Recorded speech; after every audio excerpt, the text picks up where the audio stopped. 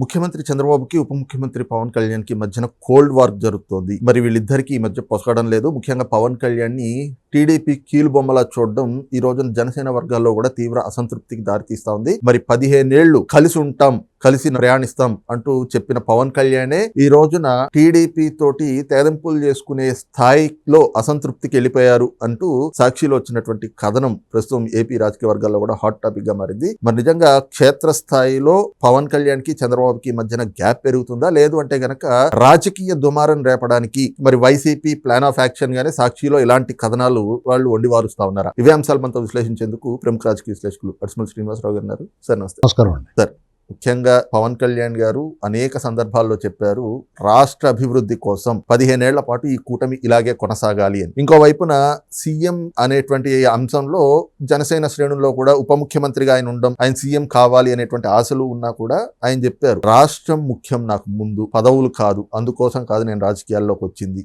అని చెప్పి. కానీ ఇప్పుడు సమీక్షలు వేరువేరుగా నిర్వహించారు, లేదంటే ఆయన శాఖలో ప్రిన్సిపల్ సెక్రటరీని మార్చలేదని చెప్పి పవన్ కళ్యాణ్ గారు అలిగారు అని చెప్పి వీళ్ళిద్దరికి మధ్య ఇప్పుడు చంద్రబాబుకి పవన్ కళ్యాణ్ కి మధ్యన కోల్డ్ వార్ నడుస్తోంది అంటూ ఇలాంటి కథనాలు వండి వార్చడం ఎలా చూడాలి? ఇప్పుడు ఎలా ఉంటుందంటే అండి, ఒక పార్టీ కేడర్ కార్యకర్తలకి నాయకులకి వాళ్ళ నాయకుడు ముఖ్య స్థానాల్లో ఉండాలని కోరుకోవడం తప్పు కాదు, అదేం పెద్ద నేరం కాదు, సహజంగానే కోరుకుంటారు. ఇప్పుడు మీ ఊళ్ళో ఒకటి గట్టిగా తిరుగుతున్నాడు బాగానే, నువ్వు ప్రెసిడెంట్ అయితే బాగుంటుంది అనుకుంటారు.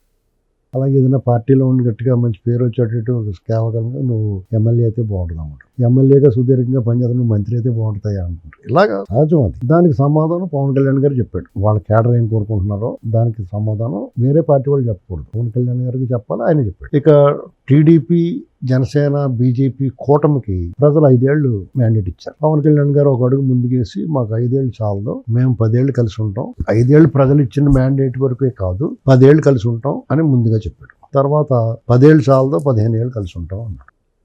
కానీ వైసీపీ దగ్గరికి వద్దాం. వైసీపీ వాళ్ళకి మీ మొహం మాకు చూపించండి అని ప్రస్తుతానికి 5 ఏళ్ళు చూస్తారు. పక్కకి 5 ఏళ్లలో 2 ఏళ్ళు ఇంకా పూర్తి అవ్వలేదు, ఇంకో నెల బాకీ ఉంది. వాళ్ళకి ఆగలేకపోతున్నారు. 2 నెలలు ఒకవేళ నువ్వు వచ్చేద్దామన్నా రాలేవు. మీ కోరిక ప్రకారం వాళ్ళు ఎర్రగొడేసుకున్నా కానీ నువ్వు రాలేడు కదా. ఆ మాత్రానికి వృషణాయాసం ఉంటుంది దాన్ని, అంతే తప్ప మీకు ఏం ప్రయోజనం దానివల్ల? మీ నోరు నొప్పి తప్ప. మీరు అడిగింది, మీరు ఇలా మాట్లాడుతున్నప్పుడు ఎవరైనా అపోహపడతారేమో, ఎవడైనా ఏంట్రా బాబు అని ఆవేదన చెందుతారేమో అని మేము వాళ్ళకి జీవంతో టానిక్ ఇవ్వడం మాకు అలవాటు అయిపోయింది. మీరు ఎలాగ అబద్ధాలు అసత్యాలు మీరే కాకుండా ప్రొఫెసర్లు వాళ్ళ చేత మాట్లాడించడం, యుద్ధం మేము మొదలెట్టడం, మీరు మొదలెట్టారు మేము ముగిస్తారంటాం. అసలు అక్కడ యుద్ధమే లేదు, ఎప్పుడో ముగిసిపోయింది యుద్ధం, ఇంకా మీరు యుద్ధాల గురించి మాట్లాడుతున్నారు. ఇది చాలా అభ్యాసంగా మారిపోయింది. ప్రతిరోజు మాస్టర్ హోంవర్క్ ఇతర హోంవర్క్ చేసుకొచ్చి నెక్స్ట్ అండి అని చెప్పిత్తరలాగా ఏదో మాట్లాడుతూ ఉన్నారు రోజున. ఇప్పుడు ఒక మంత్రి గారు ఆయన శాఖకి ఒక ప్రిన్సిపల్ సెక్రటరీ ఉంటారు, అనేక శాఖలు ఉంటాయి. మీకు ఒక ఎగ్జాంపుల్ చెప్తున్నాను. పొలిటికల్ అపాయింటీస్, పొలిటికల్ ప్రజల నుంచి వచ్చిన ప్రజాప్రాతినిధ్యం ప్రతినిధులు, అలాగే అడ్మినిస్ట్రేషన్, ఈ రెండాటి మధ్య తేడా తెలుసుకుని మాట్లాడాలి ఎవరన్నా. ఇప్పుడు చంద్రబాబు నాయుడు గారు, పవన్ కళ్యాణ్ గారు, ఎమ్మెల్యేలు వీళ్ళంతా కూడా ప్రజల నుంచి వచ్చిన ప్రజాప్రతినిధులు, శాసన వ్యవస్థ. అలాగే ఈ పొలిటికల్ అపాయింటీస్, వీళ్ళ ద్వారా అపాయింట్ చేయబడిన వాళ్ళు చైర్మన్లు వాళ్ళు ఉంటారు. అలాగే ఆయా శాఖలకి ప్రభుత్వం తరపు నుంచి గవర్నమెంట్, ప్రభుత్వ యంత్రాంగం వాళ్ళు అధికారులు వీళ్ళకి కోఆర్డినేట్ చేసుకుని పనిచేస్తూ ఉంటారు. పొలిటికల్గా తీసుకున్న నిర్ణయాలని, శాసన వ్యవస్థ తీసుకున్న నిర్ణయాలని శాసనాలు చేస్తారు వాళ్ళు, అంతే. అమలు చేయాల్సిన బాధ్యత వీళ్ళ మీద ఉంటుంది. ఖచ్చితంగా కొంతమంది అధికారులు తలతెక్కే వ్యవహారాలు చేస్తారు, అందులో డౌట్ ఏముంది? నువ్వు కొత్తగా చెప్పింది ఏముంది? జగన్మోహన్ రెడ్డి చెప్పింది వినలేదనే కదా కొంతమంది పక్కతో వచ్చాడు, అవునా కదా. అలాగే ఒక ఎగ్జాంపుల్ చెప్తాను. నేను కమ్మ కార్పొరేషన్ డైరెక్టర్గా ఉన్నాను కదా. ఇప్పుడు మాకు ప్రభుత్వం ఒక చైర్మన్ని, 15 మంది డైరెక్టర్లని అపాయింట్ చేశారు. చైర్మన్ గారికి జీవో వచ్చింది, డైరెక్టర్లందరికీ జీవో రావాలి. అది బాగా జాప్యం జరిగింది. ఎందుకు అని పరిశీలిస్తే వీళ్ళందరి మీద రకరకాల ఎంక్వైరీలు కావాలి అని అడిగారు. ఎంక్వైరీలు అయ్యి వచ్చినాయి. తర్వాత మళ్ళీ ఇంకో కొర్రీ వేశారు, దానికి ఎంక్వైరీ చేశారు, దానికి క్లారిటీ ఇచ్చారు. ఫైనల్గా 15 మంది ఉండకూడదు, 12 మంది ఉండాలన్నారు. మూసుకుని చాలా సంతకం పెట్టమన్నారు, పెట్టారు.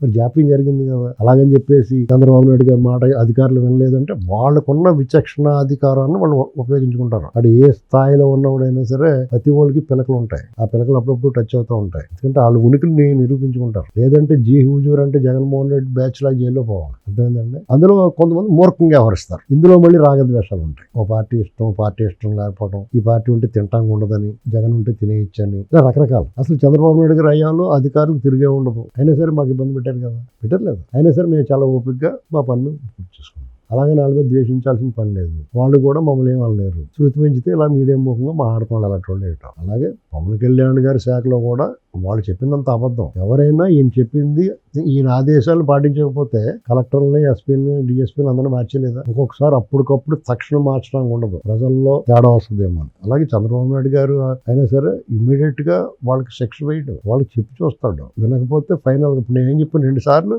వాళ్ళు అడిగింది చేసి పెట్టారు, 3ఓసారి మూసుకుని సంతకం పెట్టమన్నారు. అదే ఇలాగే చెప్పారు. ఎక్కడ అంతే. దీని పెద్ద ఏదో గొడవలు అయిపోయి కొట్టేసుకున్నారు అని చెప్పాల్సిన అవసరం లేదు.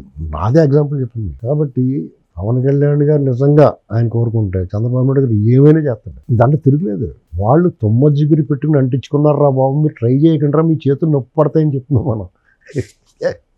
అర్థమైందా? నిజంగా వాళ్ళ అన్యోన్యం, వాళ్ళ ఆప్యాయతలో, వాళ్ళ అనుబంధాలు, వాళ్ళ సమయంలో, వాళ్ళ సహనం, వాళ్ళు కలిసికట్టుకు వెళ్ళి తీరు కొంతమంది ఇరుపక్షాల్లో నాయకులు కూడా నచ్చట్లా.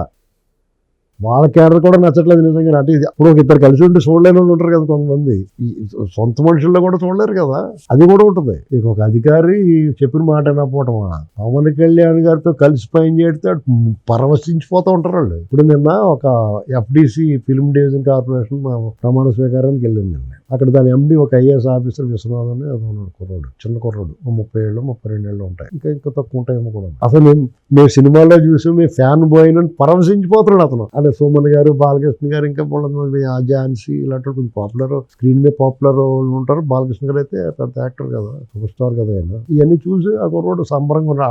వాళ్ళు చెప్పిన వాళ్ళు అందంగా చేస్తాడు. అడ్డగోలుగా చేయమంటే చేయరు, కానీ మామూలుగా కూడా వాళ్ళకి అనుకూలంగానే పని చేస్తారు. అటువంటి పవన్ కళ్యాణ్ గారు పవర్ స్టార్ దగ్గర ప్రిన్సిపల్ సెక్రటరీగా వస్తే వాళ్ళకి ఎంత ఆనందం కూడా. వాళ్ళు OSTలు వాళ్ళు ఆయన సెక్యూరిటీగా ఉన్న వాళ్ళు ముడిసిపోతూ ఉంటారు. వాళ్ళు హ్యాపీ కదా వాళ్ళకి.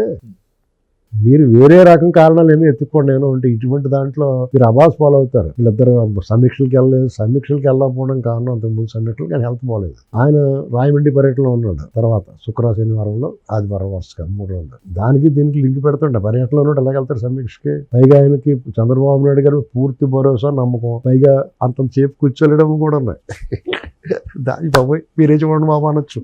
అంటే ఏంటండి, IAS ఆఫీసర్లకి సచ్చినట్టు కూర్చోవాలి. కొంతమంది ఏదో వంకటి తప్పుకోవచ్చు, లేదంటే ఈయన కూడా వేరే ప్రోగ్రామ్ ఉంది. కాబట్టి వాళ్ళు ఒకళ్ళు ఎప్పటికప్పుడు ఏ నిర్ణయం తీసుకున్నా కలిసే తీసుకుంటున్నారు. వాళ్ళు ఓటమి ఉన్నప్పుడు కూడా చంద్రబాబు నాయుడు చాలా చాలా డిసిప్లిన్గా ఉంటాడండి. ఆయన మాట పడకుండా మామూలు విత్ ద పార్టీలో సర్వ సైన్యాధ్యక్షుడిగా ఆయనే అధ్యక్షుడిగా ఉన్న పార్టీలో కూడా నిర్ణయం తీసుకునే ముందు ఒకవేళ నిజంగానే ఆయన అది అమలు చేద్దాం అనుకున్న నిర్ణయాన్ని కూడా పొలిట్ బ్యూరోలోనూ మిగతా సీనియర్ నాయకులతోనూ చర్చ తర్వాతే ఆ నిర్ణయం తీసుకుంటారు. అటువంటిది వీళ్ళతో వృధా ప్రయాసం, అందుకనే వృషణాయాసం అని ఉన్నాయి. అర్థమైందండి? దానికి ఇది ఇలాగంటే ఎవరనే అంటున్నారు విశ్లేషణ. అంటే ఎవడాడి విశ్లేషణలు? ప్రొఫెసర్ నాగేశ్వరరావునా?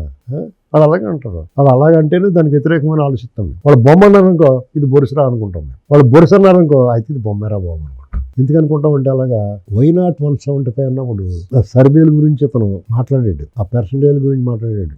అన్నిటికన్నా ముఖ్యంగా సాక్షిలో కొట్టండ్రా డప్పులు, వేయండ్రా దండలు, వేయండ్రా పెట్టండ్రా కటౌట్లు ఇవన్నీ అన్న తర్వాత మీరు ఏమన్నారో దానికి వ్యతిరేకంగా అర్థం చేసుకుంటారు.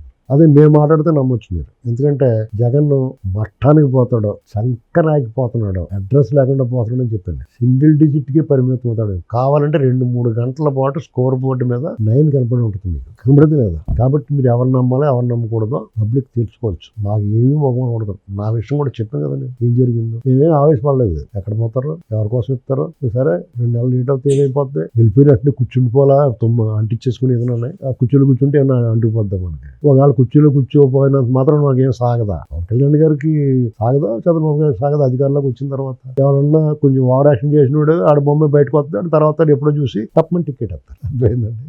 అది చేత ఊరికే వాళ్ళ ప్రయత్నాలు అయితే వాళ్ళు చేస్తూ ఉంటారు. ఇలాగా కులాల గురించి మాట్లాడడానికి ఒక టీం రెడీ చేస్తారు, మతాల గురించి మాట్లాడడానికి ఒక టీం తయారు చేస్తారు, ప్రాంతాల గురించి మాట్లాడడానికి ఒక టీం తయారు చేస్తారు. మీకు బాహుబలి సినిమా చూసారా మీరు?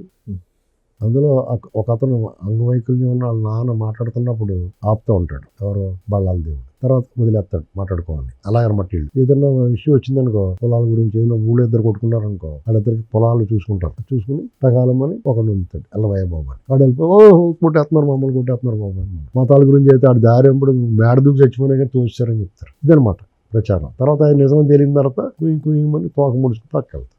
వీళ్ళు అలవాటు. ఈ 2 ఏళ్ళలో అసలు అన్నిటికన్నా ముఖ్యంగా వాళ్ళు మేము 15 ఏళ్ళు కలిసి ఉంటామంటే 5 ఏళ్ళు ఇంట్లో కూర్చుంటానికి బాధపడిపోతున్నారు వీళ్ళు. 2 ఏళ్ళు కూడా కాకుండా బొబోయ్ ఇంత ఆహాకారాలు చేసి ఇంత పదవి మీద ప్రేమ ఉండే అధికార కాంక్ష ఉన్న వాడు ఎవడన్నా సరే ఇంత బుద్ధిహీనతతో పనిచేస్తాడా, వివేక శూన్యుడిలాగా వ్యవహరిస్తాడా, మూర్ఖుడిలాగా ఉంటాడా? మూర్ఖత్వానికి నమూనా కదా ఆయన వెళ్ళిపోయినవాడు. మరి నువ్వు పరిపాలన చక్కగా చేసుకుంటే నీకే ఉండేది కదా. నువ్వు గాలిలో దీపంలాగా కట్టేసిన టీవీలో నీ ముఖంలో ఫీలింగ్స్ లేకుండా నువ్వు మంచి చెడు రెండూ చేయకుండా కూర్చుని ఉంటే కూడా దాని అంతరాత నడిచి నీకు అడిపేరు రాపో. మళ్ళీ నువ్వు అనుకున్నట్టుగా ఇంకో 5 ఏళ్ళు తగ్గుతాడు.